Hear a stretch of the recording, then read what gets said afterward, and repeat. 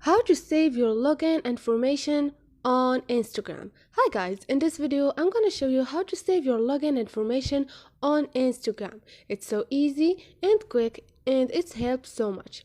All you need to do is go to your Instagram, go to your profile and click on those three lines up there. Click on setting and click on security. Now click on saved login info and turn on saved login. Also, you can turn on saved phone number. If you turn on saved login, your Instagram will remember your account info for you on this device. You won't need to enter it when you log in again. And this is it, guys. It's so easy. And if you like the video, don't forget to subscribe and like. It helps us so much.